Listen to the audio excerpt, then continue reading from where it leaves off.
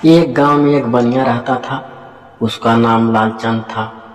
वह सीधे साधे गांव वालों से पैसे ऐंठने की तरकीब लगाता रहता था। एक दिन उसकी दुकान पर एक किसान आया। किसान लाला जी से, मुझे घर का सामान चाहिए, अभी पैसे नहीं हैं, फसल कटने पर दे दूंगा। लालचंद, लेकिन फसल तो 2 महीने बाद कटेगी, तब तक तो मेरा ब्याज कौन देगा?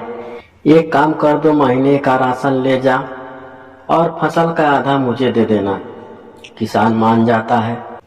लालचंद उसे कागज पर अंगूठा लगवा लेता है। 2 महीने बाद जब फसल कट जाती है तो लालचंद अपना हिस्सा लेने पहुंच जाता है। किसान, लाला जी, फसल तो बहुत अच्छी हुई है, अगर मैं आधी फसल बेच दूं तो 6 महीने का राशन आ जाएगा। आप 2 महीने के हिसाब से फसल ले लीजिए। लालचंद, मुझे पता है, मैं जब तूने कागज पर अंगूठा लगाया था तब मेरी फसल कच्ची थी। मैं दिन रात दुआ मांग रहा था, तब अच्छी फसल हुई। अब यह आधी फसल मेरी है, चाहे वह 6 महीने के बराबर हो या 1 महीने के। अगर फसल खराब हो जाती तो क्या तू मुझे पैसे देता? लालचंद आधी फसल गाड़ी में लाद कर अपने घर चला जाता है। किसान सिर पकड़कर बैठ जाता है।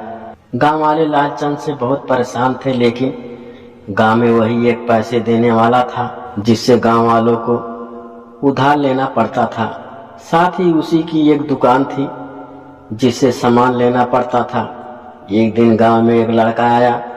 लालचंद, तुम तो भोले भाले गांव वालों को बहुत महंगा सामान बेचते हो, शहर में ये सब बहुत सस्ता मिलता है।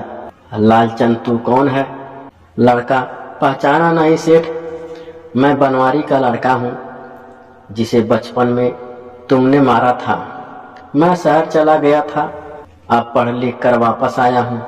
एक काम कर, मुझे माफ कर दे।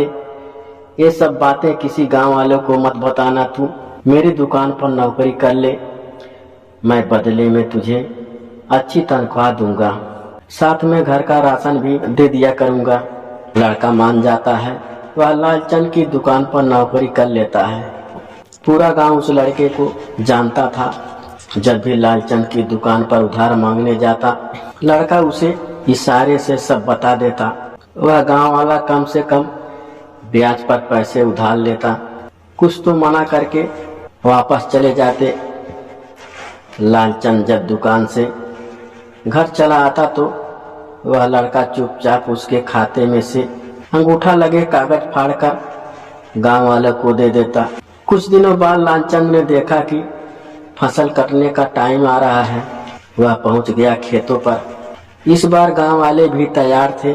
उस लड़के ने गांव वालों को पहले ही बता दिया था कि लालचंद कैसे उन्हें लूटता है।